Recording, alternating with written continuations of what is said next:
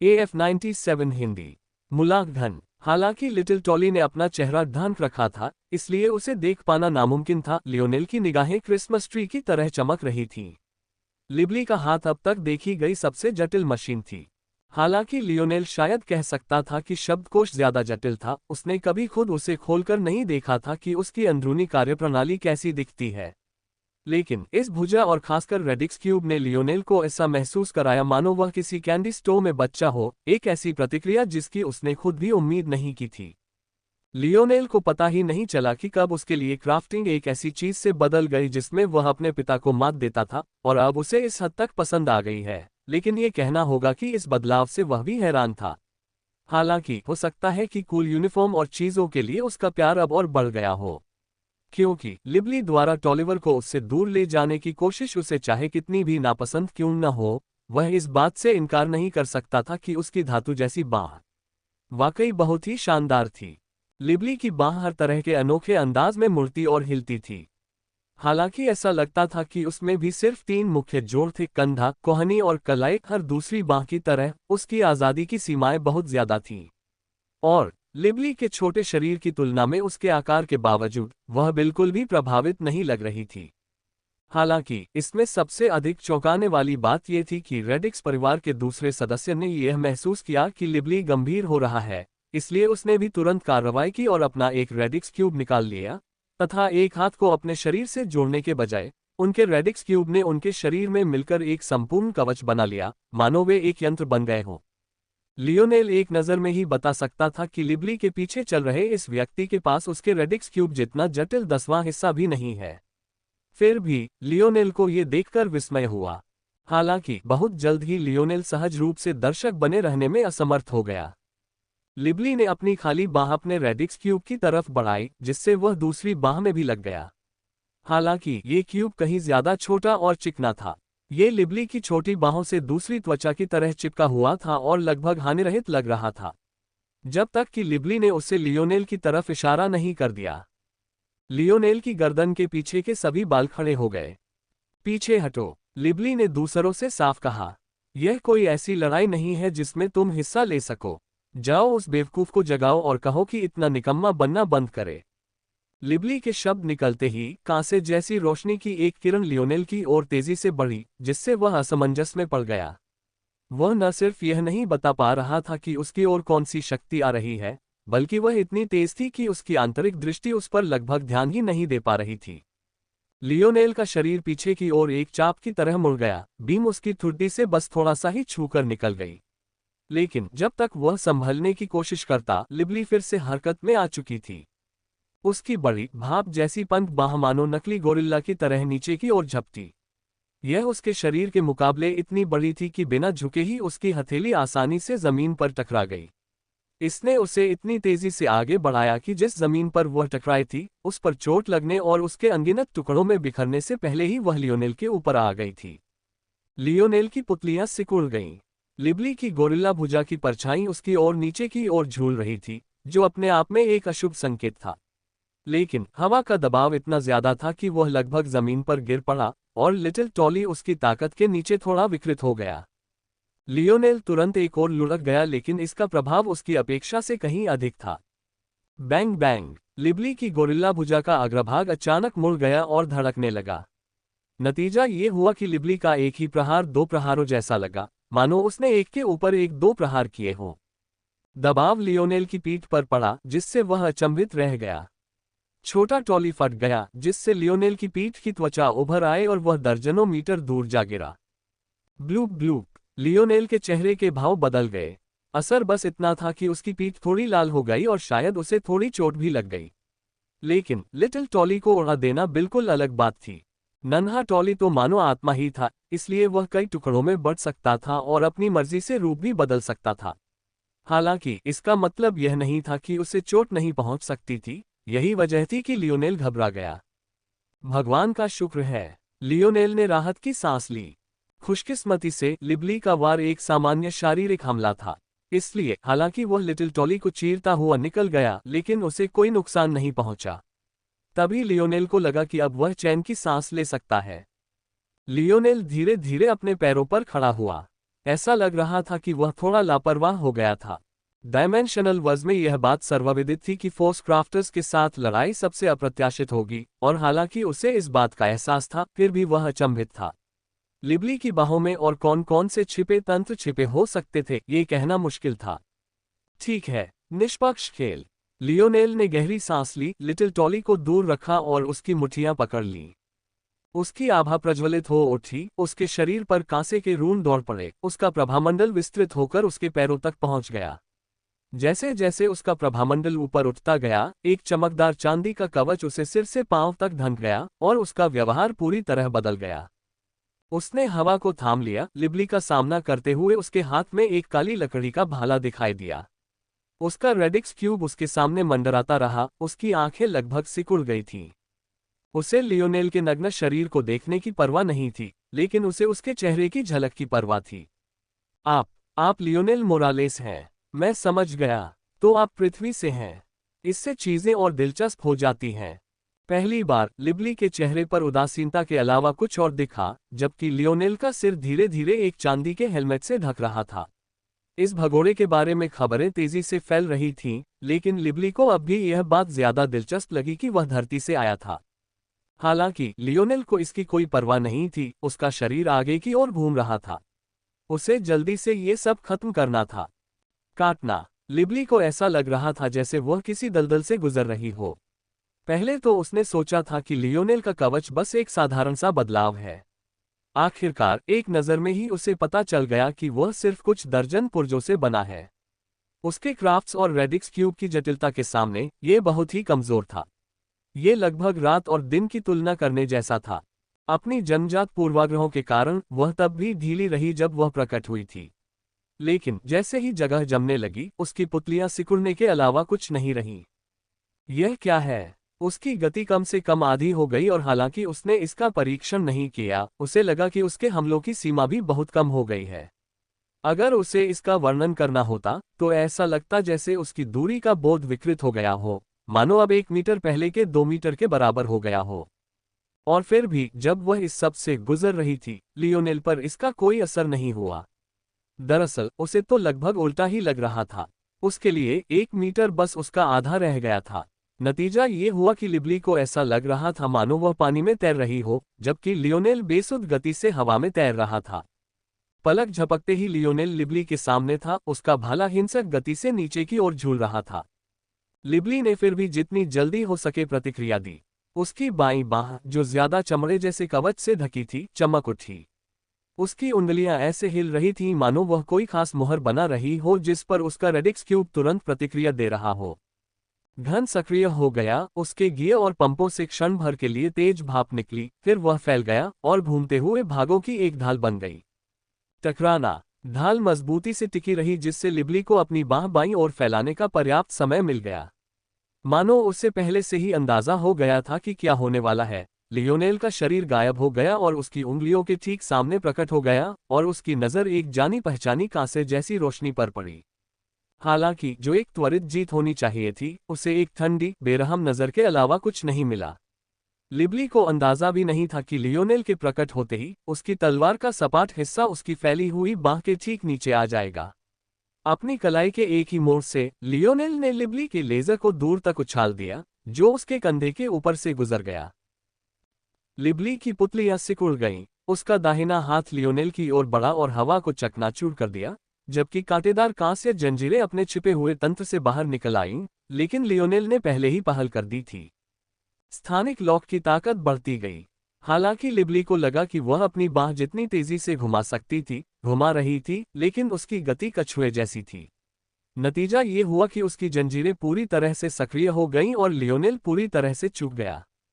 लिबली फिर भी तेजी से प्रतिक्रिया करने में कामयाब रही। उसके बाएं हाथ ने एक बार फिर कई तेज मुहरें बनाई, जिससे उसकी गियर वाली ढाल एक कांसे की शाही तलवार में बदल गई, जो लियोनेल की गर्दन तक पहुंच गई। साथ ही उसने अपनी जंजीरें वापस खींचने की जहमत नहीं उठाई, बल्कि अपनी बाहों को लियोनेल की ओर घुमाते हुए उन्हें कांटेदार चाबुकों की तरह इस्तेमाल करती रही। लिबली जिस कुशलता से अपनी कला का इस्तेमाल करती थी, उसे नकारा नहीं जा सकता था, और ऐसा लगता था कि उसके पास हर बात का जवाब तुरंत होता था। दुर्भाग्य से ये काफी नहीं था। लियोनेल का भाला उसके माथे के सामने प्रकट हो गया था, खून की प्यास से आगे की ओर चुभ रहा था। लिबली को अपनी आंखों के सामने अपनी जिंदगी की एक झलक दिखाई दे रही थी। उस पल उसे अचानक समझ आ गया, इस कवच की क्षमताओं के आगे उसकी सारी आकस्मिक योजनाएं और चतुराई भरे छिपे हुए जाल निरर्थक थे। अगर वह उनका इस्तेमाल करने में इतनी फुर्ती न रखती तो इन सब का क्या फायदा। टकराना। लिबली के सिर में छेद होने से पहले उसके गले में लटकी एक माला अपने आप ही सक्रिय हो गई तथा घूमते गियरों से भरी घूमती हुई रोशनी से उसे सुरक्षित कर दिया। फिर भी लिबली अपने मंगेतर की तरह ही दूर तक उछली, उसका दिमाग खोपड़ी के अंदर ही हिल रहा था। पांचवें आयाम का अस्तित्व भी आघातों से अछूता नहीं था। लियोनेल की नजरें सिकुड़ गईं। वह ढाल कम से कम छठे आयाम की है। मैं उसे भेद नहीं सकता। उसने अपनी कलाई घुमाई। अगर उसके पास दिव्य कवच न होता तो उस छेद में उसकी कलाई टूट सकती थी। अब जाने का समय हो गया है, लियोनेल ने निर्णय लिया। लिबली को मारने से ठीक पहले उसने महसूस किया था कि कई आभाएं अचानक उसकी ओर झपट पड़ीं। ये स्पष्ट था कि उनके रक्षक छाया में थे, लेकिन लियोनेल के दिव्य कवच की स्थानिक विकृत क्षमताओं ने उन्हें पूरी तरह से अचंभित कर दिया था, जिससे वे समय पर प्रतिक्रिया नहीं कर पा रहे थे। लियोनेल प्रभावित हुए बिना नहीं रह सका। उनकी छिपने की क्षमताएं वास्तव में उसकी इंद्रियों से छिपने के लिए पर्याप्त थीं। लेकिन अब जब वे लिबली की सुरक्षा को लेकर चिंतित होकर घबराहट में खुद को उजागर कर चुके थे, तो अब ये बात मायने नहीं रखती थी। अब जब उसे सांस लेने की जगह मिल गई थी, लियोनेल ने जल्दी से सेगमेंटेड क्यूब निकाला और शटल मोड में जाकर आसमान में उड़ान भरी। हालांकि वह मुश्किल से 20 मीटर ही हवा में गया था कि एक गड़गड़ाहट शुरू हो गई।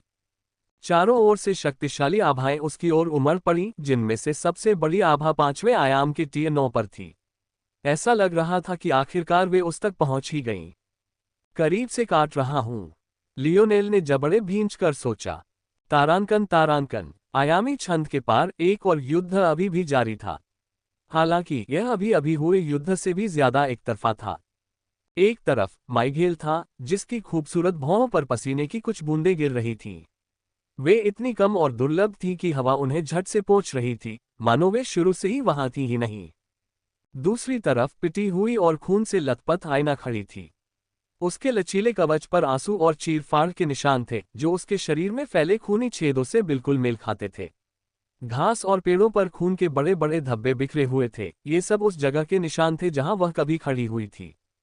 हर बार जब वह सांस लेती तो उसके होठों से एक लाल लाल धुंध निकलती। इससे वह काफी भयावह दिखाई देती, लेकिन सिर्फ वे दोनों ही जानते थे कि यह लाल लाल धुंध कोई और नहीं बल्कि आईना का अपना वाष्पीकृत रक्त था। अगर वह लगातार अपने दिल की मरम्मत न करती तो उसका दिल बहुत तेजी से धड़क कर गिर जाता। हालांकि इतना सब कुछ होने के बावजूद माइगेल की नजर आईना के मुखौटे में लगी चिप पर पड़ी। इससे उसके गाल का निचला हिस्सा, जबड़ा और होंठ थोड़े से ही दिखाई दे रहे थे। लेकिन माइगेल के लिए यह समझना मुश्किल था कि उसके सामने खड़ी महिला कितनी खूबसूरत थी। माइगेल ने अपनी पतली तलवार लहराई, क्योंकि उसे पिछले आधे घंटे में कभी कभी उसे निकालना पड़ा था। वह समझ गया था कि जैसे जैसे आईना और ज्यादा क्रूर होती जा रही थी, उसकी हालत में तेजी से सुधार हो रहा था। दरअसल टकराना। आईना की आभा एक बार फिर बदल गई। एक अवरोध को तोड़ते हुए वह पांचवें आयाम के टियर 4 में फैल गई। माइगेल ने सिर हिलाया। इससे क्या फर्क पड़ता है? तीसरी श्रेणी, चौथी श्रेणी, उसके लिए इतना बड़ा फैसला भी किसी बड़ी चींटी से लड़ने से अलग नहीं था। उसने अपनी तलवार फिर घुमाई, जिससे आईना के कंधे से लेकर विपरीत कूल्हे तक एक बड़ा घाव हो गया। खून फव्वारे की तरह फूट पड़ा, हवा में फूल की तरह खिल उठा, बिखर गया। आईना जोर से खांसने लगी, उसके होठों से खून बहने लगा। लेकिन अभी उसकी खांसी पूरी भी नहीं हुई थी कि उसने फिर से अपना ब्लेड नीचे कर दिया। ऐसा लग रहा था जैसे उसकी खांसी सहज ही थी, लेकिन उसे तो बस युद्ध की चिंता थी। चाहे उसका शरीर अपने अंतिम चरण में ही क्यों न हो, वह फिर से ब्लेड नीचे कर देगी। माइघेल की तलवार उसे रोकने की कोशिश में आगे बढ़ी। उसने अपने वार में थोड़ी और ताकत जोड़ी, ये सोचकर कि उसकी शक्ति में इजाफा होगा। हालांकि उसका वार जमीन पर भी नहीं पहुंचा था कि उसकी पुतलियां और सिकुड़ गईं। आईना की पीठ के पीछे का चांद अचानक बड़ा हो गया। वहां खून की नदियां और हड्डियों की जमीन बह निकली। उसने अपना गुरुत्वाकर्षण बल पैदा कर दिया, जिससे उनके युद्ध क्षेत्र के नीचे की जमीन चकनाचूर हो गई और धंस गई। माइगेल के कदम थोड़े लड़खड़ा गए और आईना के वार से उसकी कलाई पर दबाव पड़ा, जिससे वह अचंभित हो गया और उसकी कलाई में फ्रैक्चर हो गया। आखिरकार उसके चेहरे पर एक हल्की सी भ्रूभंगिता छा गई। हालांकि उदासीनता अब भी सबसे बड़ी भावना थी, फिर भी उसमें ये बदलाव लगभग किसी भी अन्य व्यक्ति में आने वाली ज्वार की लहरों के बराबर था। फिर भी उसे सबसे ज्यादा ऐना की ताकत से परेशानी नहीं थी, उसकी ताकत ही उसके सामने कुछ भी नहीं थी। वह अभी भी अपनी ताकत का मुश्किल से 10% ही इस्तेमाल कर पा रहा था। सबसे ज्यादा चौंकाने वाली बात थी ऐना की प्रगति। हर बार जब उसे लगता कि वह किसी दीवार से टकरा गई है, तो वह उसे तोड़ देती। सिर्फ यही नहीं, उसे लगता था कि वह हमेशा उसकी युद्ध शैली के साथ तेजी से तालमेल बिठा लेती थी। अगर उसे उससे लड़ने के लिए अपनी असली क्षमताएं दिखाने की जरूरत न होती और वह बस यूं ही और बेतरतीब ढंग से जवाबी हमला करता, तो माइगेल को लगता था कि यह महिला शायद अभी की तुलना में कहीं बेहतर स्थिति में होती। ये वाकई एक हैरान करने वाला विचार था, लेकिन यह महिला निश्चित रूप से युद्ध की एक प्रतिभाशाली महिला थी। अचानक माइगेल की पुतलियां सिकुड़ गईं। उसके गाल से खून की एक धार बह निकली। यह इतनी हल्की थी कि उसे पता ही नहीं चला। मैं चोटिल हूं। खून, आईना पहली बार बोली। दरअसल ये उनके बीच बोले गए पहले शब्द थे। वह लगातार लाल रंग के धुएं निकालती रही, उसकी रगों में मानो आग लग गई हो। हालांकि तीसरी कश पर उसका मुंह अचानक चौड़ा हो गया, उसके दो नुकीले दांत चांद की ऊंचाई पर मोती जैसी रोशनी से चमक उठे। माइगेल को अपने अंदर से एक ऐसी खिंचाव महसूस हुई जिसका वह प्रतिरोध नहीं कर सका। आखिरकार जब उसने अपनी पूरी ताकत झोंकी तो उसकी पुतलियां सिकुड़ गईं। लेकिन उसकी त्वरित प्रतिक्रिया के बावजूद उसके सिर के आधे आकार का एक रक्त का गोला उसी क्षण उससे बाहर निकल आया। उसकी त्योरियां गहरी त्योरियां चढ़ गईं। अगर उसने शुरू से ही आईना को एक गंभीर प्रतिद्वंदी मान लिया होता, तो ऐसा कभी न होता, उसकी फोस्किन जरूर उसकी कोशिश को रोक देती। लेकिन अब उसे लग रहा था कि उसका अपमान हुआ है। इस एहसास के बावजूद माइगेल तुरंत शांत हो गया, कुछ कर पाने में असमर्थ, क्योंकि आईना ने उसका पूरा खून निगल लिया था। जहां तक उसकी बात थी, ऐसा करना उसके लिए मौत की सजा से कम नहीं था। सिर्फ वही जानता था कि उसकी असली ताकत क्या है। अगर कोई और उसे निगलने की कोशिश करता तो उसे सिर्फ एक ही रास्ता मिलता। आईना माइगेल के मन की बात नहीं पढ़ पा रही थी, और अगर पढ़ भी पाती तो भी वह पूरी तरह से विक्षिप्त अवस्था में थी। इस समय उसे कुछ भी समझ नहीं आ रहा था। उसने पूरा खून निगल लिया, उसे तुरंत ऐसा लगा जैसे उसका गला जल रहा हो। वह आसमान की ओर चीखी, जिससे माइगेल का सिर हिल गया। उसने इस संघर्ष में समय लगाया था, ये समझने की कोशिश में कि वह भावना कहां से आ रही है। लेकिन ऐसा लग रहा था कि जवाब मिलने से पहले ही वह मर जाएगी। सच तो ये था कि उसे लग रहा था कि शायद उसे शुरू में ही कोई जवाब न मिले। वह उस औरत से लगभग आधे घंटे से लड़ रहा था, फिर भी उसे कोई सुराग नहीं मिला था। वह अपना धैर्य खोने और उसे मार डालने के कगार पर था। माइगेल आगे बढ़कर आईना की लाश को ले जाने ही वाला था कि अचानक वह फिर से ठिठक गया। आईना की चीखें अचानक थम गईं और उनकी जगह सिसकियां आ गईं। उसकी नजरों से लालिमा गायब हो गई थी और उसके व्यक्तित्व में समझदारी लौट आई थी। उसकी आंखों से आंसू बह रहे थे, जिन्हें वह रोक नहीं पा रही थी, और उसके मुखौटे के नीचे और बाहर दोनों जगह जमा हो रहे थे। आईना की चोटें तेजी से ठीक होने लगीं। दरअसल पलक झपकते ही वह अपनी चरम अवस्था में पहुंच गई, जिससे माइगेल पूरी तरह से स्तब्ध रह गया। न सिर्फ वह बच गई, बल्कि उसकी रक्त तत्वीय आत्मीयता कितनी ज्यादा थी। आईना ने आसमान से नीचे देखा, उसकी आंसुओं से भरी निगाहें माइगेल पर टिकी थीं। तुम वो नहीं हो, तुम मौत के लायक हो। इन बेतुके शब्दों ने माइगेल को चौंका दिया। वह तो पहले भी उसे मारना चाहती थी, तो फिर उसे ये सब इतना अलग क्यों लग रहा था। मानो उसे वास्तविकता में वापस ला दिया गया हो, और उसे माइगेल से नफरत हो रही थी क्योंकि वह उसे कुछ ऐसा याद दिला रही थी जो वह नहीं चाहती थी कि उससे याद दिलाया जाए। हालांकि माइगेल को कभी यह समझने का मौका नहीं मिला कि क्या हो रहा था या उसका खून आईना को क्या याद दिलाता था, क्योंकि वह तुरंत बेहोश हो गई, उसका शरीर गिर गया और आंसू धारा की तरह बहने लगे। जब माइगेल ने सोचा कि शायद उसे ले जाने का यही सही मौका है, तभी एक विशाल साया प्रकट हुआ और आईना को अपने कंधे पर उठा लिया। उसकी लाल आंखें माइगेल पर घूम गईं और वह बिना किसी परवाह के वारिस के पास से चला गया। फिर भी शुरू से अंत तक माइगेल ने कुछ भी करने की हिम्मत नहीं की और बस उन्हें जाते हुए देखता रहा। उसकी आंखें सिकुड़ी हुई थीं। अंततः उसे समझ आ गया कि यह भावना कहां से आई थी। अल्पविराम। छाया शीघ्र ही गृह वियोला पर वापस आ गई तथा आयना को उसके बिस्तर पर लिटाने से पहले एक परिचित स्थान में प्रवेश कर गई। दत्तक पिता यूरी कमरे में दाखिल हुआ और उसकी नजर आयना पर पड़ी। मियेल ने पीछे मुड़कर नहीं देखा। उसकी सुरक्षा अब तक की सबसे कमजोर स्थिति में है। अब तुम ये कर सकते हो। हाँ, यूरी ने बिना किसी विरोध के सिर हिलाया और आयना के माथे पर अपनी नाजुक हथेली रख दी। ये वाकई सबसे अच्छा समय था। 1 साल के धैर्य ने आखिरकार उन्हें इस मुकाम तक पहुंचाया था। शायद किसी और ने सोचा होगा कि 1 साल पहले का समय आदर्श होगा, लेकिन यूरी के अनुभव ने उसे बताया कि यही वह क्षण था जब आयना का मन सबसे दृढ़ था। समय ने उसे सही साबित कर दिया। इन पिछले महीनों में आयना ने जरा भी भावुकता नहीं दिखाई, लेकिन बिना किसी रियायत के चीजें टूटने की सबसे ज्यादा संभावना होती है। और अब आयना आखिरकार टूट चुकी थी। दोष मियेल चुपचाप देखती रही और यूरी के माथे से पसीने की बूंदें टपकने लगीं। इस मामले में इतना समय नहीं लगना चाहिए था, लेकिन श्राप के लगभग हट जाने के बाद आयना की मानसिक शक्ति में इतनी जबरदस्त उछाल आ गई थी कि इस पहलू में उसकी पिछली और वर्तमान शक्ति की तुलना रात और दिन से की जा सकती थी। शक्ति में इस वृद्धि के कारण मियेल ने जो तैयार किया था उसका उपयोग करना असंभव हो गया। बेशक मियेल इस बात से हैरान था कि उसकी बेटी ने इस अभिशाप से निपटने का तरीका खुद ही खोज लिया था, जबकि उसके पास भी ऐसा करने का कोई तरीका नहीं था। लेकिन ऐसा लग रहा था कि यूरी को भी नहीं पता था कि यह सब कैसे हुआ, और जब भी वह आयना से इसके बारे में पूछता तो उसे जवाब में खामोशी मिलती। प्रश्नवाचक चिन्ह NO बैकवोट M उनके बीच पिता पुत्री के रिश्ते को इतनी आसानी से बयां नहीं किया जा सकता। वे चुपचाप खाना खाते थे, सिर्फ उनकी कोहनियां टकराती थीं।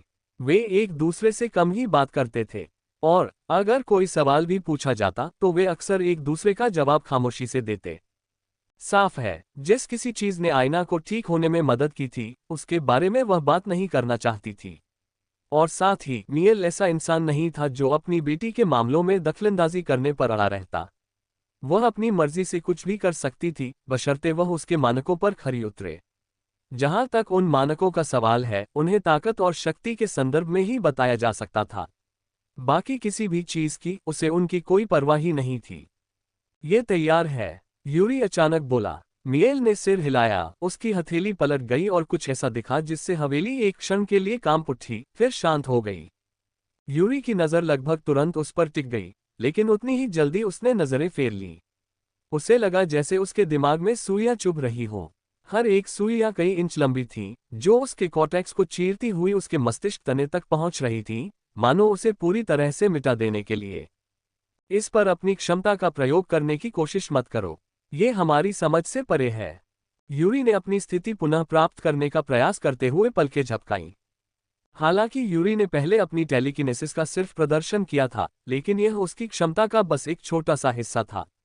बल्कि ये कहा जा सकता है कि टेलीकिनेसिस उसके शक्तिशाली दिमाग से प्राप्त एक शाखाबद्ध शक्ति मात्र थी। हालांकि सच्चाई का सार ये था कि यूरी मानव नहीं था।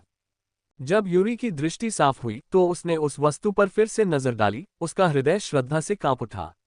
वस्तु साधारण लग रही थी, लेकिन वह जानती थी कि जो भी चीज उसके मन को विचलित कर सकती है, वह उससे कोसों दूर है। वो एक टैबलेट थी। उसका रंग कांसे जैसा था और उसके सामने कुछ शब्द लिखे थे जिन्हें यूरी ठीक से समझ नहीं पाया, फिर भी किसी तरह उसकी ताकत महसूस कर पाया। अंधेरे में भी वह अपनी एक हल्की सी रोशनी बिखेर रहा था, मानो चांद तारों के अलावा भी उसका अपना कोई प्रकाश स्रोत हो। उसकी उपस्थिति ही किसी प्राचीन अतीत में निहित प्रतीत होती थी, और साथ ही ऐसा लगता था जैसे उसका भविष्य अनंत तक फैला हुआ है। इससे ये समझ पाना मुश्किल हो गया कि यह किसी अतीत का अवशेष था या कुछ ऐसा जो समय और स्थान की सीमाओं को लांघकर इस युग में लौट आया था। यूरी, जो एक ऐसी जाति से थी जो वस्तुओं की सूक्ष्मताओं के प्रति विशेष रूप से संवेदनशील थी, और विडंबना यह है कि वास्तविक लोगों के साथ ऐसा करने में बहुत ही खराब थी, उसके लिए यह एहसास उसे हैरान कर गया।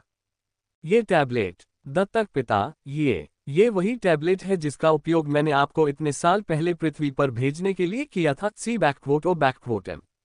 क्या इससे मदद मिलेगी? यूरी हैरान थी। इस टैबलेट में इतनी क्षमता होने के बावजूद आयना की समस्या में उसकी मदद कैसे कर सकती है? वह समझ नहीं पा रही थी। इस टैबलेट के बारे में मुझे बहुत कम जानकारी है, लेकिन दशकों से इसे अपने पास रखने के बाद मैं पूरे यकीन के साथ कह सकता हूं कि इसकी असली क्षमता सिर्फ एक ही है। यूरी ध्यान से सुन रहा था, मील की हर बात पर ध्यान दे रहा था। उसके दत्तक पिता के लिए एक साथ इतने सारे शब्द बोलना बहुत दुर्लभ था। इससे दो बातें जाहिर हुईं। वह निश्चित रूप से इस बात को लेकर घबराया हुआ था कि क्या इससे आयना को सचमुच मदद मिलेगी या नहीं, और साथ ही उसके हाथों में मौजूद इस चीज के लिए उसके मन में एक गहरा सम्मान भी था। उद्धरण चिन्ह डॉट डॉट डॉट। और वह क्षमता यह है कि यह नियमों को तोड़ता है। यह इतना सरल है। यूरी स्तब्ध रह गई। ये शब्द सुनने में तो बेहद साधारण लग रहे थे, लेकिन इनसे वह सिर से पैर तक कांप उठी। उसे जो सिर दर्द हुआ उससे वह लगभग बेहोश हो गई। दरअसल अगर उसके दत्तक पिता ने उसे न पकड़ा होता तो वह गिर पड़ती। मियेल के मजबूत हाथ ने यूरी के कंधे को दबाया और उसे स्थिर किया। मियेल को इस टैबलेट पर पूरा भरोसा था, लेकिन वह आशंकित भी था। अगर यह टैबलेट नियम तोड़ने में इतना माहिर था तो इतने लंबे समय बाद भी आयना को उसका श्राप क्यों मिला? जाहिर है इस टैबलेट की अपनी सीमाएं थीं। और इससे भी बढ़कर चूंकि उन्हें आयना के कमजोर होने तक इंतजार करना पड़ा, इसलिए ये सीमाएं और भी स्पष्ट हो गईं। यद्यपि इस टैबलेट के प्रति उसके मन में बहुत श्रद्धा थी तथा इतनी शीघ्रता से इतनी दूर तक पहुंचने में इसकी बहुत बड़ी भूमिका थी, फिर भी वह जानता था कि इस पर पूरी तरह से निर्भर रहने से केवल अंत ही होगा। लेकिन अब उसे अपनी बेटी की मदद करने में सक्षम होना चाहिए। अगले कुछ महीनों से लेकर शायद सालों तक तुम्हें हर हाल में आयना के साथ रहना होगा, ठीक है यूरी? उसके पिता होने के नाते मेरे लिए भी ऐसा करना असुविधाजनक है। सभी उद्देश्यों और प्रयोजनों के लिए आयना एक खाली स्लेट की तरह हो जाएगी जिसे खुद को फिर से बनाने की जरूरत है। अगर आप चाहते हैं कि वह वैसी ही आयना रहे जैसी आप आज जानते और प्यार करते हैं, तो आपको उसे बढ़ने देना होगा और खुद गलतियां करने देना होगा। ये टैबलेट उसकी यादें मिटा देगा। यूरी चौंक गया और तुरंत हिचकिचाया। नहीं, लेकिन यह उसके व्यक्तित्व को मिटा देगा। यही एकमात्र तरीका है जिससे उन लोगों ने मेरी बच्ची के साथ इतने सालों पहले जो किया था उसे बदला जा सकता है। अभी जैसी स्थिति है उसकी वंशावली में खामियां हैं और यह उसे हमेशा बेकाबू होने पर मजबूर करेगी। साथ ही ये खामी उसकी अन्य क्षमताओं को भी उभरने से रोक रही है, जैसा कि उन्हें होना चाहिए, और साथ ही उसकी प्रगति को भी धीमा कर रही है। ये गोली उसे एक बार फिर से जीवंत कर देगी और उसकी खामियों को दूर कर देगी, उसके बाद ही वह फिर से खिल पाएगी। जब उसका व्यक्तित्व फिर से जागृत होगा तो वह एक ऐसी शक्ति बन जाएगी जो इस आयामी छंद पर अपनी मुट्ठी से शासन कर सकेगी। अगर लियोनेल वहां होता तो वह स्तब्ध होकर चुप हो जाता। व्यक्तित्व का लोप, क्या ये बात उसकी अपनी चांदी की पट्टिका परछाइयों के साथ किए गए काम से बिल्कुल मिलती जुलती नहीं लग रही थी? लियोनेल को पता ही नहीं था कि इतनी दूर क्या हो रहा है, और न ही उसे इस बात का अंदाजा था कि आयना के वंश में इतनी बड़ी खामी है। हालांकि ये तो जाहिर होना ही चाहिए था। लियोनेल ने पहले भी ब्रेजिंगर परिवार के कुछ सदस्यों से लड़ाई की थी, जिनमें से एक की जान भी दांव पर लगी थी, लेकिन उनमें से कोई भी आयना की तरह उन्मत्त नहीं हुआ था। वैसे ये लियोनेल की गलती नहीं थी कि उसे इस समस्या का एहसास नहीं हुआ। आयना लियोनेल के सामने बस एक ही बार पागल हुई थी और वह भी इतने समय पहले कि वह पूरी तरह से भूल गया था। बेशक लियोनेल को यह नहीं पता था कि आयना ने उस पल के बाद जानबूझकर अपने वंशगुण का इस्तेमाल नहीं किया था, इस डर से कि वह उसे फिर से खतरे में डाल देगी। अपनी शक्ति की सीमा तलाशते हुए भी वह खुद को इस तरह से अपंग बनाने को तैयार थी। ये बताना नामुमकिन था कि लियोनेल को जानने के बाद से आयना ने उसके प्रति अपने प्रेम के लिए ऐसे कितने फैसले लिए थे। ऐसा लगता था कि इतने तेज दिमाग वाले पुरुष होने के बावजूद वह अंततः एक पुरुष ही था और आयना अंततः एक महिला ही थी जो उससे अपने मन की बात पढ़ने की उम्मीद करती थी। हालांकि शायद दुनिया की सभी महिलाओं में से लियोनेल की क्षमताओं को देखते हुए आयना को अपने पति से ऐसी उम्मीद करने का सबसे ज्यादा हक था। लेकिन ऐसा लग रहा था कि लियोनेल खुद अभी भी पूरी तरह से परफेक्ट नहीं था। फिर भी लियोनेल इस क्षण के बारे में चिंतित नहीं हो सकता था क्योंकि उस पर अचानक चारों ओर से हमला हो रहा था। जब वह आकाश में उड़ रहा था तो उसका जहाज हिल रहा था। वह अपनी उंगली के सूक्ष्म झटकों से प्रकाश और आग की किरणों को मुश्किल से बचा पा रहा था। लियोनेल जितना ज्यादा इस जहाज को नियंत्रित करता गया, उतना ही उसे एहसास हुआ कि उसके लिए उसकी उंगली का डिजाइन कितना महत्वपूर्ण है। अगर वह अपने खास स्तर तक नहीं पहुंचा होता तो इसे नियंत्रित करना बस एक सपना ही होता। अच्छी बात यह थी कि वहां कोई भी उड़ने में सक्षम नहीं था और जो जहाज वे लाए थे वे लियोनेल के जहाजों से धीमे थे और उनमें सामान्य लचीलापन भी नहीं था। नतीजतन लियोनेल उस कमी को पूरा करने में कामयाब रहा जिसे उसने बहुत पहले ही पहचान लिया था। लेकिन उस पल लियोनेल को अचानक ऐसा लगा जैसे किसी की नज़र उस पर पड़ गई हो, जिससे उसकी गर्दन के पिछले हिस्से में एक ठंडी सिहरन दौड़ गई। उसकी नज़रें सिकुड़ गईं, लेकिन वह तेजी से आगे बढ़ता रहा, एक लगभग अदृश्य अंतराल से गुजरता हुआ अंतरिक्ष की गहराइयों में खो गया। तुम मेरा इस्तेमाल करना चाहते हो? हम। लियोनेल के होंठ सिकुड़ गए। वो समझ सकता था कि जिसने भी उसे पकड़ा था, उसके पास उसे रोकने का कम से कम एक तरीका जरूर था, शायद कई। लेकिन उन्होंने ऐसा न करने का फैसला किया था। जाहिर है, एकमात्र स्पष्टीकरण यही था कि अगर वह बच निकलता तो ज्यादा उपयोगी होता। लियोनेल को जरा भी बुरा नहीं लगा। कहते हैं न कि सबसे अच्छी योजनाएं वही होती हैं जिनके बारे में दुश्मन को पता हो और फिर भी उसे उनमें फंसना पड़े। लेकिन इस जाल में लियोनेल फंसता या ऑगस्टस, ये तो समय ही बताएगा। अल्पविराम। लिबली की आंखें खुल गईं, उसकी नजरों के सामने की तस्वीरें धुंधली हो गईं। उसका सिर घूम गया और उसके विचार बेमेल लगने लगे।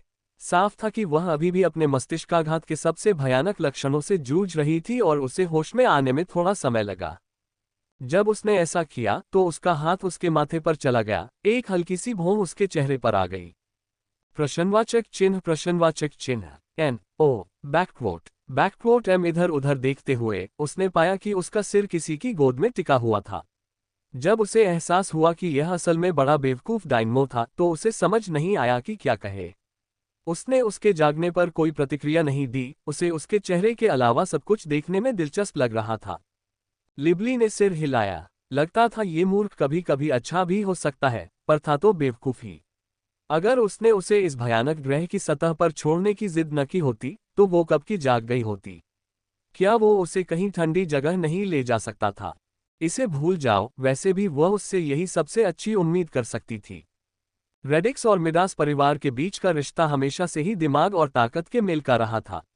जब भी किसी पीढ़ी में दोनों कुलों में एक महिला और एक पुरुष उत्तराधिकारी होता था तो वे हमेशा परिवारों के बीच संबंधों को मजबूत करने के लिए शादी कर लेते थे। संयोग से लिबली और डायनमो दोनों ही इस पीढ़ी के उत्तराधिकारी थे। रेडिक्स परिवार और उनकी गणनात्मक क्षमताएं, मिडास परिवार और उनका अग्नि नियंत्रण। बेशक चीजें इतनी आसान नहीं थीं। इसे इतना जटिल बनाने वाली एक वजह थी वो अनोखी कांसे की शक्ति जिसे लियोनेल भी न तो पहचान पाया था और न ही नाम। लेकिन शायद वो एक ऐसा राज था जो सिर्फ दोनों परिवारों को ही पता होगा। अब बस यही मायने रखता था कि उनके दो वारिस असल में एक अनजान दुनिया के एक ही नौजवान के हाथों खो गए थे।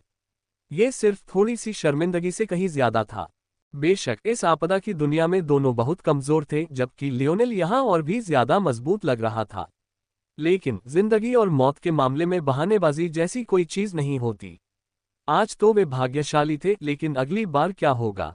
लिबली उठी और अपनी आंखें सिकोड़ लीं। वे इसी उद्देश्य से इस आकाशगंगा में आए थे। उन्होंने अपनी आकाशगंगा पर तो विजय प्राप्त कर ली थी, लेकिन वहां अब और विकास के अवसर नहीं बचे थे। अगर वे अगले स्तर तक पहुंचना चाहते थे और इस ब्रह्मांड के असली महाशक्तियों के मंच पर प्रवेश करना चाहते थे तो उन्हें इन्हीं चुनौतियों की आवश्यकता थी। लियोनेल की बात करें तो उसे उम्मीद थी कि वे उससे जल्द ही मिलेंगे। आखिरकार यहाँ मौजूद हर किसी की तरह वे सभी एक ही दुनिया और एक ही वास्तविकता के घेरे पर नजर गड़ाए हुए थे। जल्द ही, जब तक लियोनेल पृथ्वी की तरफ से लड़ेगा, वे एक बार फिर युद्ध के मैदान में मिलेंगे। तारांकन। कुछ दिनों बाद लियोनेल का जहाज एक खास ग्रह के चक्कर लगाकर नीचे उतरा। इस बार उसे कोई खास परेशानी नहीं हुई क्योंकि यह एक ऐसी दुनिया थी जो बिल्कुल उसी की कमी पर जोर देती थी। यह एक और मर्चेंट हब था जहां काफी ढीले प्रतिबंध थे। लगभग एक वर्ष में पहली बार लियोनेल की मुलाकात एल्थोर से हुई। आदि, अपनी तरफ देखो, तुम अब भी पहले की तरह पीले हो। लियोनेल हंस पड़ा, एल्थोर के सामने बैठा, जो उसके अचानक प्रकट होने से अचंभित रह गया। ऐसे शब्दों के सामने एल्थोर अवाक रह गया। अगर कोई और उससे ये शब्द कहता तो वह शायद अपनी तलवार निकाल लेता, लेकिन किसी कारणवश उसे लियोनेल का ऐसा कहना बड़ा मजेदार लगा। यह कोई आश्चर्य की बात नहीं थी कि एल्थोर का सुंदर चेहरा और संवेदनशील त्वचा एक नासूर बन गई। वह एक जनरल बनना चाहता था, कोई पुरुष मॉडल या जिगोलो नहीं। फिर भी वह ऐसा दिखता था जैसे हल्की सी धूप भी उसे अगले दिन लाल कर देगी। ये वाकई एक दुखद स्थिति थी।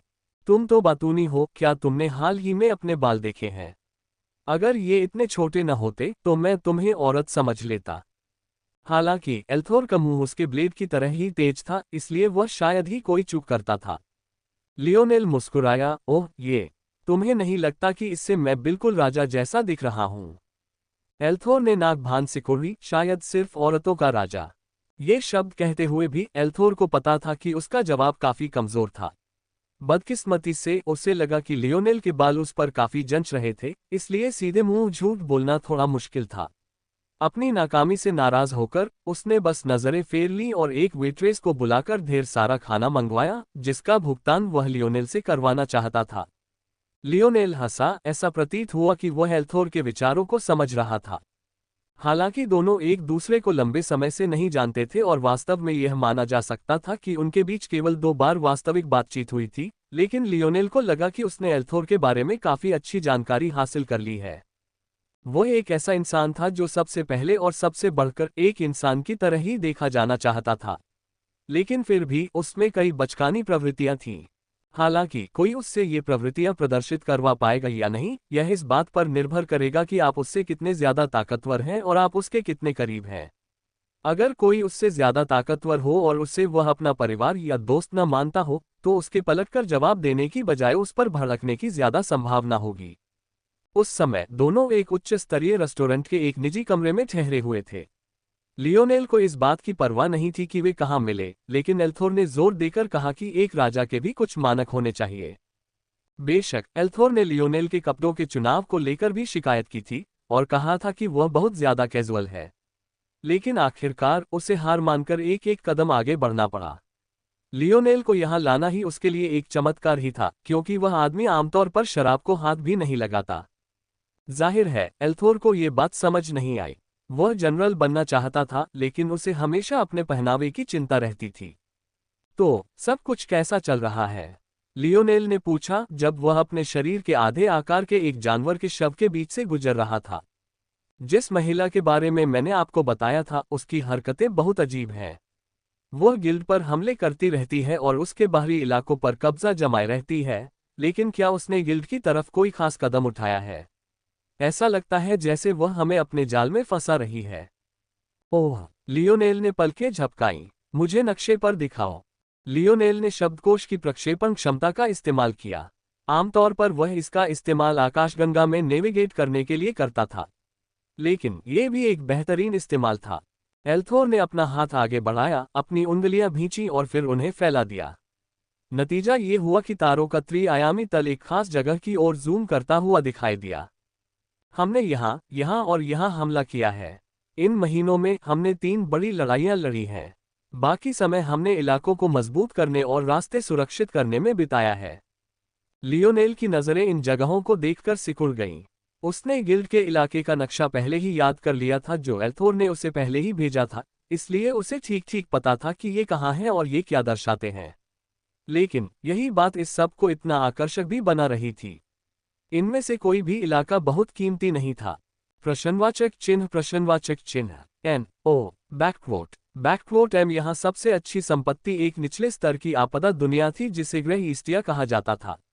हालांकि ये काफी पुराना था और अपनी क्षमता के अंतिम चरण में पहुंच चुका था।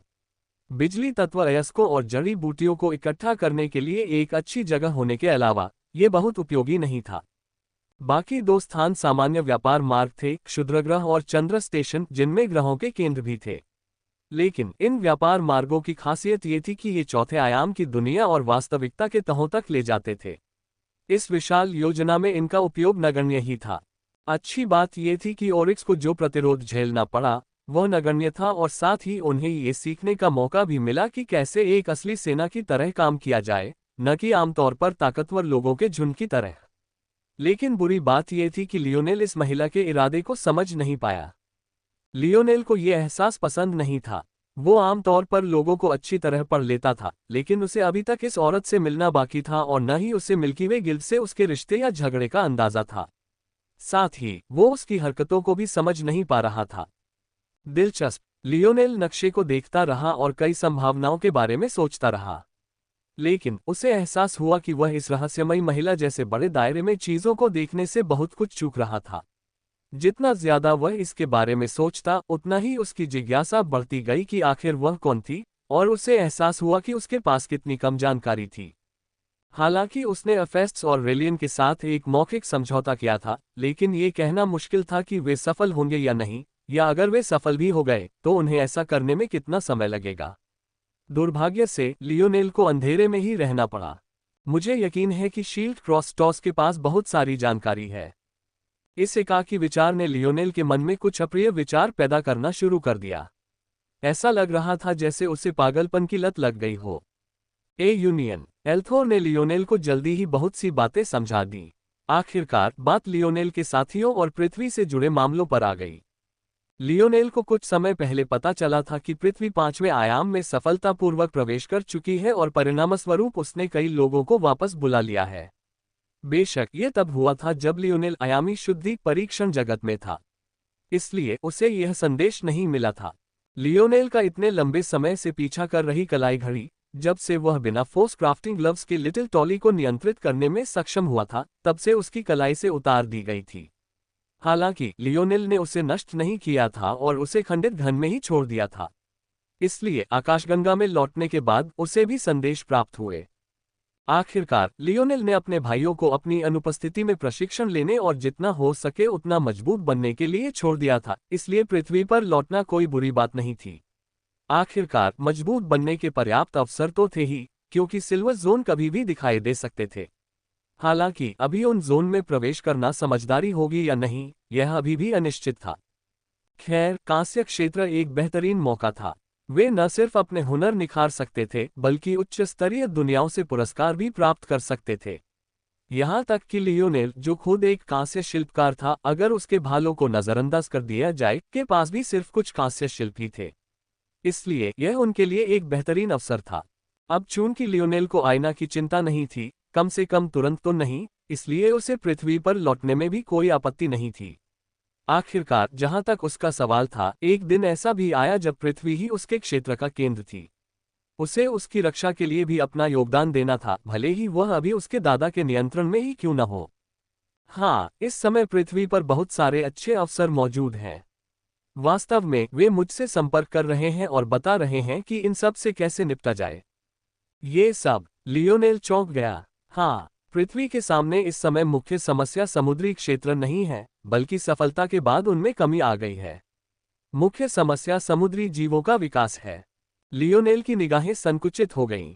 पृथ्वी को कभी भी किसी अमान्य समस्या से जूझना नहीं पड़ा, क्योंकि सम्राट फॉक्स ने कायापलट शुरू होने से पहले ही पृथ्वी की 99% से ज्यादा आबादी को बेरहमी से मार डालने का फैसला कर लिया था।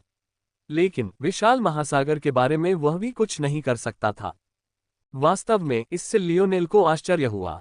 बहुत पहले पृथ्वी ने इतनी उन्नत भू आकृतिकरण तकनीक हासिल कर ली थी कि महाद्वीपों को एक में मिला दिया जा सके।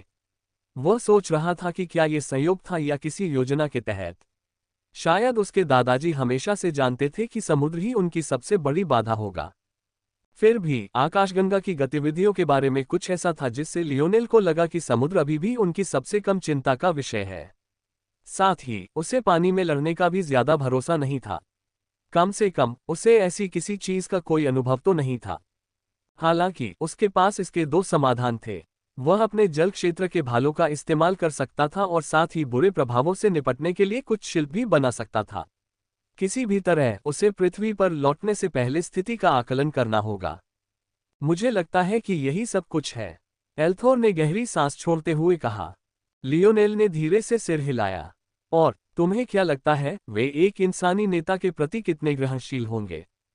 जहां तक मैं देखता हूं, वे उस महिला के निर्देशों का पालन तब तक ठीक से करते हैं जब तक उन्हें पता रहता है कि उन्हें इससे क्या हासिल हो रहा है। लेकिन ये कहना मुश्किल है। वे अधीन नहीं हैं। नौकरी पेशा होने और वफादार प्रजा होने में बहुत बारीक फर्क है। वे आपका पीछा करना जारी रखेंगे या नहीं, ये कहना असंभव है। लियोनेल ने समझते हुए सिर हिलाया। यह थोड़ा नाजुक मामला हो सकता है और बेहतर होगा कि वह जल्द से जल्द उन्हें अपनी बात बता दे। ठीक है, यहाँ। लियोनेल ने एल्थोर की तरफ एक स्थानिक अंगूठी फेंकी, लेकिन जब उसने अंदर का नजारा देखा तो उसकी आंखें लगभग बाहर निकल आईं। तुमने इतना सारा उर्बे अयस्क कैसे इकट्ठा किया? लियोनेल मुस्कुराया। आप कह सकते हैं कि मैंने उन्हें खरीदा है। उद्धरण चिन्ह अल्पविराम उद्धरण चिन्ह प्रश्नवाचक चिन्ह प्रश्नवाचक चिन्ह NO बैकवोट बैकपोर्ट एम लियोनेल ने कुछ नहीं बताया। जब वह जाने के लिए उठा तो उसकी मुस्कान खिल उठी। इसका इस्तेमाल उनकी तरक्की में मदद के लिए करो, कंजूस मत बनो। मैं चाहता हूं कि अगले महीने के अंदर सारा पैसा खत्म हो जाए। महीना? ये तो जीवन भर की कमाई है। एल्थोर अवाक रह गया। वह एक राज्य का राजकुमार था, ऐसा नहीं था कि उसने पहले कभी इतनी दौलत नहीं देखी थी। लेकिन यह रकम उसके ओरिक्स राज्य द्वारा एक साल में लाखों की आबादी पर खर्च की जाने वाली रकम के बराबर थी। फिर भी लियोनेल चाहता था कि वह इसे एक ही महीने में 10,000 ओरिक्स पर खर्च करे। अगर वह पागल नहीं था तो क्या था? मैं इसे जल्द ही बदल दूंगा। आखिरकार मुझे लगता है कि पृथ्वी के समुद्री जीवों के बीस्ट क्रिस्टल काफी दुर्लभ और मूल्यवान है ना? यह एल्थोर को समझ नहीं आ रहा था कि क्या कहे। लेकिन लियोनेल के अचानक गायब हो जाने से पहले उसे बोलने का मौका ही नहीं मिला। उद्धरण ... वह और अधिक शक्तिशाली होता जा रहा है। एल्थोर ने अपनी मुठ्ठियां कस ली। वह पीछे रह गया था। उसे अपनी कोशिश बढ़ानी थी।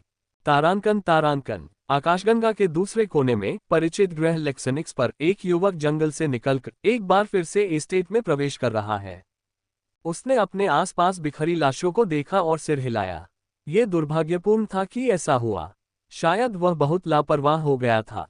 अगर उसे पता होता कि वह इतने समर्थन के साथ आए हैं, तो वह इस सब के बारे में इतना लापरवाह नहीं होता। लेकिन उसने सोचा था कि वियोला परिवार मामले को इस हद तक बढ़ाने से बहुत डरता होगा। छठे आयाम के अस्तित्व की क्रिया का अर्थ पांचवें आयाम के अस्तित्व से बिल्कुल अलग है। फिर भी माइगेल के दिमाग में इनमें से कोई भी बात नहीं आई। वह उस जायदाद से गुजरता हुआ एक खास जगह पर पहुंच गया। हाँ बड़े साहब, मैं यहाँ बस थोड़ा ध्यान करने आया हूँ। पहरेदार बुजुर्गों ने सिर हिलाया। युवा पीढ़ी में से सिर्फ एक को ही इस जगह में यूं ही आने की इजाजत थी। माइगेल सुरंगों के जाल से नीचे उतरा और खुद को एक वेदी के सामने खड़ा पाया। और इस वेदी पर एक और कांसे की पट्टिका थी। हालांकि यह उस प्रतिमा से अलग थी जो मीएल के हाथ में थी। संगमरमर के चबूतरे पर रखी इस प्रतिमा के आधार पर एक अनुवाद उकेरा गया था। प्रकाश और अंधकार का मिलन 12 बिंदु वाले तारे को प्रकट करेगा। लाइट चरित्र की आभा माइगेल के चरित्र के समान ही थी। जहां तक डार्कनेस चरित्र की बात है, माइगेल को अंततः एहसास हुआ कि यह उसे आईना की याद दिलाता है। यूनियन। एल्थोर ने लियोनेल को जल्दी ही बहुत सी बातें समझा दी। आखिरकार बात लियोनेल के साथियों और पृथ्वी से जुड़े मामलों पर आ गई। लियोनेल को कुछ समय पहले पता चला था कि पृथ्वी पांचवें आयाम में सफलतापूर्वक प्रवेश कर चुकी है और परिणामस्वरूप उसने कई लोगों को वापस बुला लिया है। बेशक यह तब हुआ था जब लियोनेल आयामी शुद्धि परीक्षण जगत में था, इसलिए उसे यह संदेश नहीं मिला था। लियोनेल का इतने लंबे समय से पीछा कर रही कलाई घड़ी, जब से वह बिना फोर्स क्राफ्टिंग ग्लव्स के लिटिल टॉली को नियंत्रित करने में सक्षम हुआ था, तब से उसकी कलाई से उतार दी गई थी। हालांकि लियोनेल ने उसे नष्ट नहीं किया था और उसे खंडित घन में ही छोड़ दिया था। इसलिए आकाशगंगा में लौटने के बाद उसे भी संदेश प्राप्त हुए। आखिरकार लियोनेल ने अपने भाइयों को अपनी अनुपस्थिति में प्रशिक्षण लेने और जितना हो सके उतना मजबूत बनने के लिए छोड़ दिया था, इसलिए पृथ्वी पर लौटना कोई बुरी बात नहीं थी। आखिरकार मजबूत बनने के पर्याप्त अवसर तो थे ही, क्योंकि सिल्वर जोन कभी भी दिखाई दे सकते थे। हालांकि अभी उन जोन में प्रवेश करना समझदारी होगी या नहीं, यह अभी भी अनिश्चित था। खैर, कांस्य क्षेत्र एक बेहतरीन मौका था। वे न सिर्फ अपने हुनर निखार सकते थे, बल्कि उच्च स्तरीय दुनियाओं से पुरस्कार भी प्राप्त कर सकते थे। यहाँ तक कि लियोनेल, जो खुद एक कांस्य शिल्पकार था, अगर उसके भालों को नजरअंदाज कर दिया जाए, के पास भी सिर्फ कुछ कांस्य शिल्प ही थे। इसलिए यह उनके लिए एक बेहतरीन अवसर था। अब चूंकि लियोनेल को आईना की चिंता नहीं थी, कम से कम तुरंत तो नहीं, इसलिए उसे पृथ्वी पर लौटने में भी कोई आपत्ति नहीं थी। आखिरकार जहां तक उसका सवाल था, एक दिन ऐसा भी आया जब पृथ्वी ही उसके क्षेत्र का केंद्र थी। उसे उसकी रक्षा के लिए भी अपना योगदान देना था, भले ही वह अभी उसके दादा के नियंत्रण में ही क्यों न हो। हाँ, इस समय पृथ्वी पर बहुत सारे अच्छे अवसर मौजूद हैं। वास्तव में वे मुझसे संपर्क कर रहे हैं और बता रहे हैं कि इन सब से कैसे निपटा जाए। ये सब। लियोनेल चौंक गया। हाँ, पृथ्वी के सामने इस समय मुख्य समस्या समुद्री क्षेत्र नहीं है, बल्कि सफलता के बाद उनमें कमी आ गई है। मुख्य समस्या समुद्री जीवों का विकास है। लियोनेल की निगाहें संकुचित हो गईं। पृथ्वी को कभी भी किसी अमान्य समस्या से जूझना नहीं पड़ा क्योंकि सम्राट फॉक्स ने कायापलट शुरू होने से पहले ही पृथ्वी की 99% से ज्यादा आबादी को बेरहमी से मार डालने का फैसला कर लिया था। लेकिन विशाल महासागर के बारे में वह भी कुछ नहीं कर सकता था। वास्तव में इससे लियोनेल को आश्चर्य हुआ। बहुत पहले पृथ्वी ने इतनी उन्नत भू आकृतिकरण तकनीक हासिल कर ली थी कि महाद्वीपों को एक में मिला दिया जा सके। वह सोच रहा था कि क्या ये संयोग था या किसी योजना के तहत। शायद उसके दादाजी हमेशा से जानते थे कि समुद्र ही उनकी सबसे बड़ी बाधा होगा। फिर भी आकाशगंगा की गतिविधियों के बारे में कुछ ऐसा था जिससे लियोनेल को लगा कि समुद्र अभी भी उनकी सबसे कम चिंता का विषय है। साथ ही उसे पानी में लड़ने का भी ज्यादा भरोसा नहीं था। कम से कम उसे ऐसी किसी चीज का कोई अनुभव तो नहीं था। हालांकि उसके पास इसके दो समाधान थे। वह अपने जल क्षेत्र के भालों का इस्तेमाल कर सकता था और साथ ही बुरे प्रभावों से निपटने के लिए कुछ शिल्प भी बना सकता था। किसी भी तरह उसे पृथ्वी पर लौटने से पहले स्थिति का आकलन करना होगा। मुझे लगता है कि यही सब कुछ है, एल्थोर ने गहरी सांस छोड़ते हुए कहा। लियोनेल ने धीरे से सिर हिलाया। और तुम्हें क्या लगता है वे एक इंसानी नेता के प्रति कितने ग्रहणशील होंगे? जहां तक मैं देखता हूं, वे उस महिला के निर्देशों का पालन तब तक ठीक से करते हैं जब तक उन्हें पता रहता है कि उन्हें इससे क्या हासिल हो रहा है। लेकिन ये कहना मुश्किल है। वे अधीन नहीं हैं। नौकरी पेशा होने और वफादार प्रजा होने में बहुत बारीक फर्क है। वे आपका पीछा करना जारी रखेंगे या नहीं, ये कहना असंभव है। लियोनेल ने समझते हुए सिर हिलाया। यह थोड़ा नाजुक मामला हो सकता है और बेहतर होगा कि वह जल्द से जल्द उन्हें अपनी बात बता दे। ठीक है, यहाँ। लियोनेल ने एल्थोर की तरफ एक स्थानिक अंगूठी फेंकी, लेकिन जब उसने अंदर का नजारा देखा तो उसकी आंखें लगभग बाहर निकल आईं। तुमने इतना सारा उर्बे अयस्क कैसे इकट्ठा किया? लियोनेल मुस्कुराया। आप कह सकते हैं कि मैंने उन्हें खरीदा है। उद्धरण चिन्ह अल्पविराम उद्धरण चिन्ह प्रश्नवाचक चिन्ह प्रश्नवाचक चिन्ह NO बैकक्वोट एम। लियोनेल ने कुछ नहीं बताया। जब वह जाने के लिए उठा तो उसकी मुस्कान खिल उठी। इसका इस्तेमाल उनकी तरक्की में मदद के लिए करो। कंजूस मत बनो। मैं चाहता हूं कि अगले महीने के अंदर सारा पैसा खत्म हो जाए। महीना? ये तो जीवन भर की कमाई है। एल्थोर अवाक रह गया। वह एक राज्य का राजकुमार था। ऐसा नहीं था कि उसने पहले कभी इतनी दौलत नहीं देखी थी। लेकिन यह रकम उसके ओरिक्स राज्य द्वारा एक साल में लाखों की आबादी पर खर्च की जाने वाली रकम के बराबर थी। फिर भी लियोनेल चाहता था कि वह इसे एक ही महीने में 10,000 ओरिक्स पर खर्च करे। अगर वह पागल नहीं था तो क्या था? मैं इसे जल्द ही बदल दूंगा। आखिरकार मुझे लगता है कि पृथ्वी के समुद्री जीवों के बीस्ट क्रिस्टल काफी दुर्लभ और मूल्यवान है ना? यह एल्थोर को समझ नहीं आ रहा था कि क्या कहे। लेकिन लियोनेल के अचानक गायब हो जाने से पहले उसे बोलने का मौका ही नहीं मिला। उद्धरण ... वह और अधिक शक्तिशाली होता जा रहा है। एल्थोर ने अपनी मुठ्ठियां कस ली। वह पीछे रह गया था। उसे अपनी कोशिश बढ़ानी थी। तारांकन आकाशगंगा के दूसरे कोने में परिचित ग्रह लेक्सनिक्स पर एक युवक जंगल से निकलकर एक बार फिर से एस्टेट में प्रवेश कर रहा है। उसने अपने आसपास बिखरी लाशों को देखा और सिर हिलाया। यह दुर्भाग्यपूर्ण था कि ऐसा हुआ। शायद वह बहुत लापरवाह हो गया था। अगर उसे पता होता कि वह इतने समर्थन के साथ आए हैं, तो वह इस सब के बारे में इतना लापरवाह नहीं होता। लेकिन उसने सोचा था कि वियोला परिवार मामले को इस हद तक बढ़ाने से बहुत डरता होगा। छठे आयाम के अस्तित्व की क्रिया का अर्थ पांचवें आयाम के अस्तित्व से बिल्कुल अलग है। फिर भी माइगेल के दिमाग में इनमें से कोई भी बात नहीं आई। वह उस जायदाद से गुजरता हुआ एक खास जगह पर पहुंच गया। हाँ बड़े साहब, मैं यहाँ बस थोड़ा ध्यान करने आया हूँ। पहरेदार बुजुर्गों ने सिर हिलाया। युवा पीढ़ी में से सिर्फ एक को ही इस जगह में यूं ही आने की इजाजत थी। माइगेल सुरंगों के जाल से नीचे उतरा और खुद को एक वेदी के सामने खड़ा पाया। और इस वेदी पर एक और कांसे की पट्टिका थी। हालांकि यह उस प्रतिमा से अलग थी जो मियेल के हाथ में थी। संगमरमर के चबूतरे पर रखी इस प्रतिमा के आधार पर एक अनुवाद उकेरा गया था। प्रकाश और अंधकार का मिलन 12 बिंदु वाले तारे को प्रकट करेगा। लाइट चरित्र की आभा माइगेल के चरित्र के समान ही थी। जहां तक डार्कनेस चरित्र की बात है, माइगेल को अंततः एहसास हुआ कि यह उसे आयना की याद दिलाता है। निडर भगवान वंशकारक मियेल के माथे पर पसीने की बूंदें गिर पड़ी जब उसने कांसे की पट्टिका की शक्ति को प्रवाहित किया।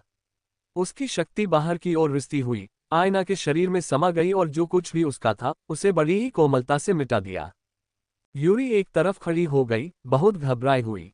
इससे पहले उसे इस बात का अंदाजा नहीं था कि आयना के लिए ये कितना अहम है, कम से कम तब तक तो नहीं जब तक उसके दत्तक पिता ने उसे इसके बारे में नहीं बताया।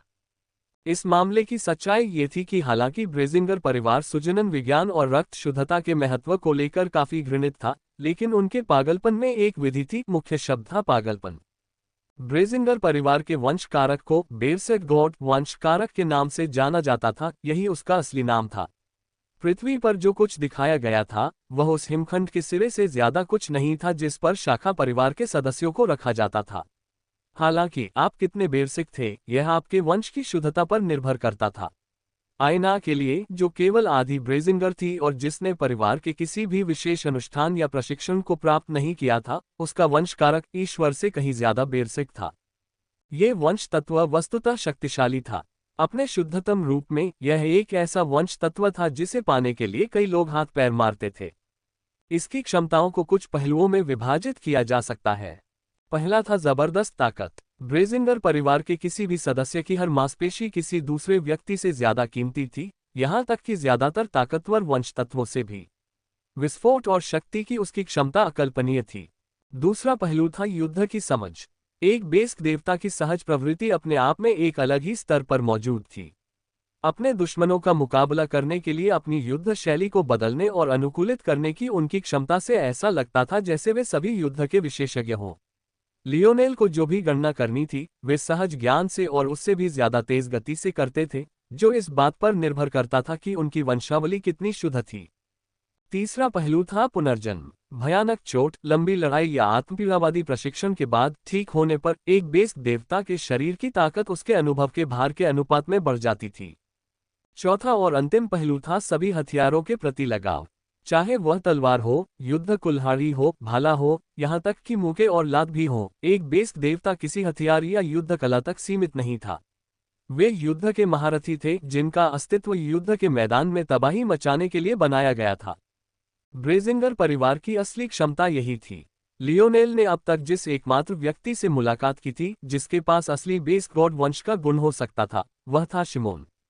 हालांकि वह हमेशा अपने जानवरों को वश में करने और आनुवंशिक हेरफेर करने की क्षमताओं पर केंद्रित रहता था और लियोनेल ने उसे कभी हाथापाई करते नहीं देखा था।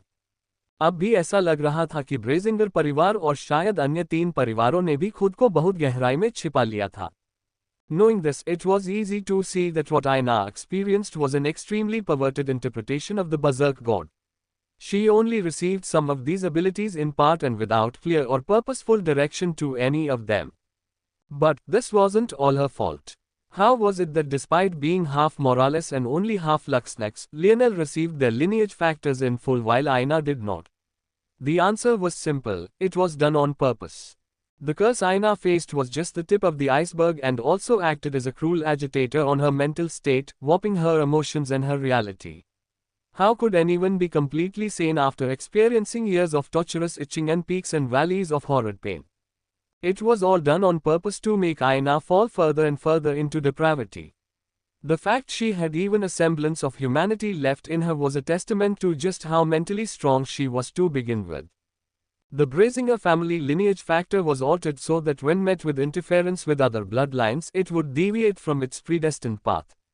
The result of this would be a deviation in the mind state that resulted in oversensitivity. In the beginning, this oversensitivity would only be minor.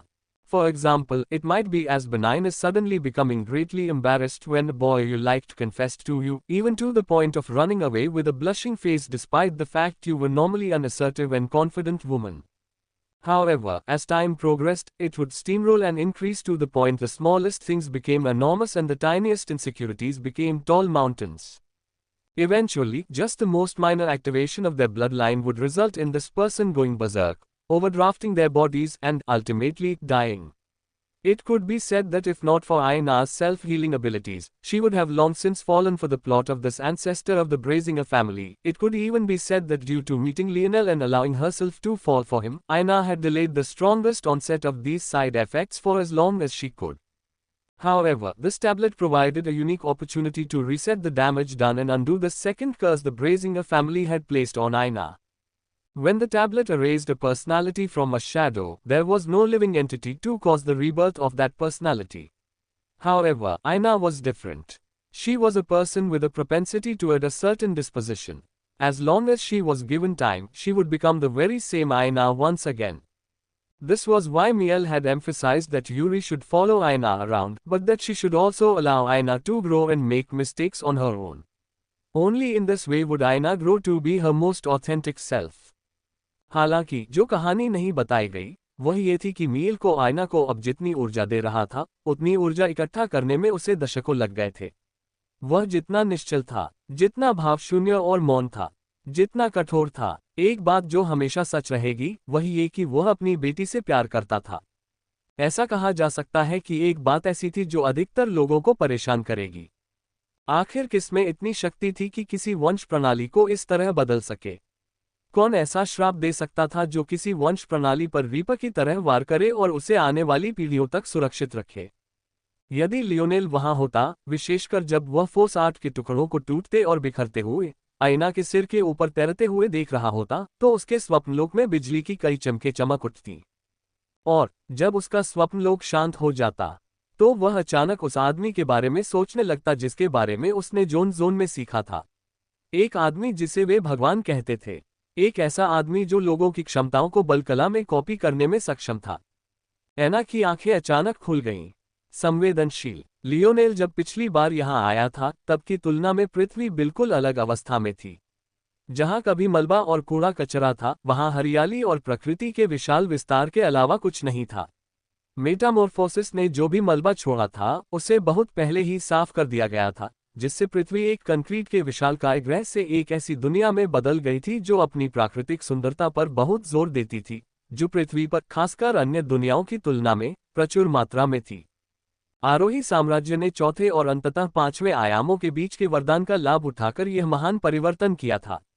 इस अवधि में पृथ्वी ने कई बल विस्फोटों और ऐसी ही प्राकृतिक घटनाओं का अनुभव किया था, जिससे इसके विकास में अत्यधिक तेजी आई। इसके लिए धन्यवाद मनुष्यों की थोड़ी सी मदद से, जिन्होंने सभी बेकार धातुओं और कृत्रिम ईंटों को रास्ते से हटा दिया, पृथ्वी उस तरह से फलने फूलने में सक्षम हो गई जिस तरह से इसे हमेशा से होना चाहिए था। इस तरह पुरानी पृथ्वी और उसकी तकनीकों के एकमात्र निशान पृथ्वी के 9 प्रमुख जनसंख्या केंद्र थे, जो 9 प्रांतों में से प्रत्येक के लिए एक थे। इनमें शाही राजधानी और शाही नीला किला जैसी जगहें शामिल थीं। इन शहरों और किलों के बाहर हरियाली के विशाल विस्तार ही थे। सैकड़ों मीटर ऊंचे पेड़ थे, हर कोने में कीमती जड़ी बूटियां और घास उग रही थी, और कई जानवरों को उनके प्रायोगिक द्वीपों से आबादी और विकास के लिए छोड़ दिया गया था। इनमें से कुछ जानवर इंसानों का भोजन बन गए, कुछ उनके युद्ध साथी बन गए, और कुछ पृथ्वी के पारिस्थितिकी तंत्र के संतुलन को बनाए रखने का एक महत्वपूर्ण हिस्सा बन गए।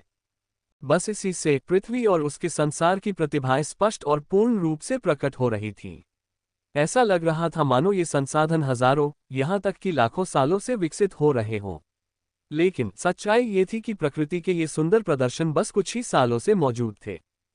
फिर भी पृथ्वी के 2 चंद्रमाओं की तुलना में ये बदलाव बिल्कुल भी नहीं थे।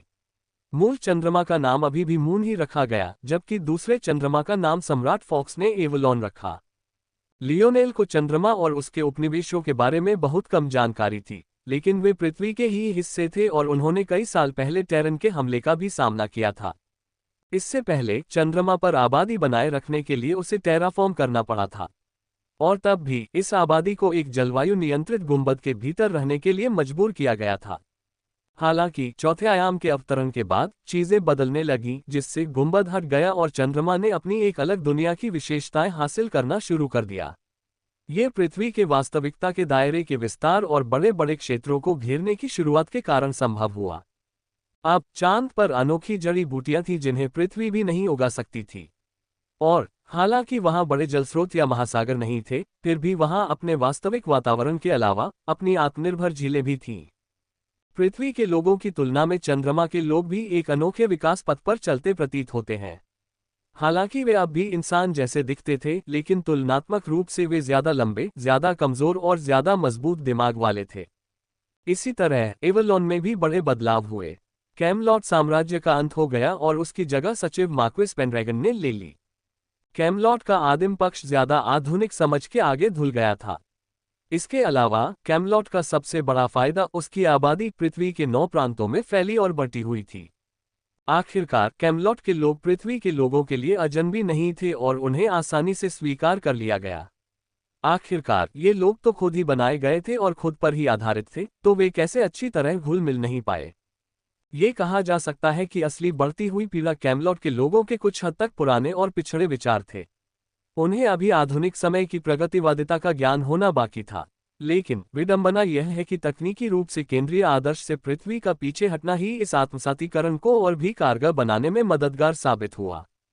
कई मायनों में पृथ्वी के लोगों को ऐसा लग रहा था कि वे पीछे की ओर जा रहे हैं, जबकि कैमलॉट के लोगों को ऐसा लग रहा था कि वे तेजी से आगे बढ़ रहे हैं। इससे दोनों समूह बीच में आकर एक सुखद मध्यमार्ग पर पहुंच गए। अल्पविराम। इन्हीं सब बदलावों के बीच लियोनेल धरती पर लौटा। आसमान से ऊपर मंडराते हुए उसे कैसा झटका न लगा। उसने इतने बड़े व्यापक बदलावों की उम्मीद नहीं की थी। दरअसल उसे लगा था कि वापस आकर वही जर्जर इमारतें मिलेंगी। इस पल उसे लगा जैसे उसने अपने दादा और अपने बीच का अंतर समझ लिया हो। लियोनेल का मानना था कि वह काफी दूरदर्शी और तेज तर्रार थे, यहाँ तक कि 1 महीने की प्रगति के लिए पूरे राज्य जितना 1 साल में खर्च करने में भी उन्हें कोई हिचकिचाहट नहीं होती थी। हालांकि ये स्पष्ट था कि ज्यादा मेहनत करना समझदारी से काम करने से बेहतर नहीं था। कुछ ही सालों में, यहाँ तक कि तीसरे साल में भी नहीं, पृथ्वी का पूरा चेहरा बदल गया था। और लियोनेल को पूरा यकीन था कि उसके दादाजी ने शुरू से ही इसकी यही योजना बनाई थी। उन्होंने ऐसा एक भी कदम नहीं उठाया जो इस लक्ष्य से अलग हो। अब एक नवजात दुनिया होने के बावजूद पृथ्वी पहले से ही 5वें आयाम में थी। उसके पास चिंता करने के लिए कोई मानव विकलांग नहीं था और उसने बिना किसी परेशानी के अपनी सारी भूमि पर विजय प्राप्त कर ली थी। लियोनेल ने भोलेपन से सोचा था कि जब उसके दादा पृथ्वी को वापस पटरी पर लाने के लिए संघर्ष कर रहे थे तो वह कुछ हद तक प्रगति करने में सक्षम हो जाएगा, लेकिन उसे पहले से कहीं अधिक गलत महसूस हुआ। अब चूंकि वह कुछ चीजों के प्रति ज्यादा संवेदनशील हो गया था, इसलिए अपने दादाजी के इलाके में कदम रखते ही उसे चारों तरफ से घुटन भरा माहौल महसूस होता था। उसे सामान्य से आधी ऑक्सीजन लेने के लिए भी दोगुनी मेहनत करनी पड़ती थी। उसे यह समझने के लिए इधर उधर देखने की जरूरत नहीं थी कि उसके दादाजी को पहले से ही पता था कि वह यहाँ है और वह वापस आ गया है। नहीं, ये कहा जा सकता है कि पृथ्वी के क्षेत्र या वास्तविकता के दायरे में घटित होने वाली कोई भी घटना उसकी नज़र से बच नहीं सकती थी। उसकी नज़रें हर जगह थीं। लियोनेल के होंठ अचानक मुड़ गए, उसकी निगाहें इंपीरियल कैपिटल की ओर मुड़ गईं, फिर वह उस दिशा में भाग गया।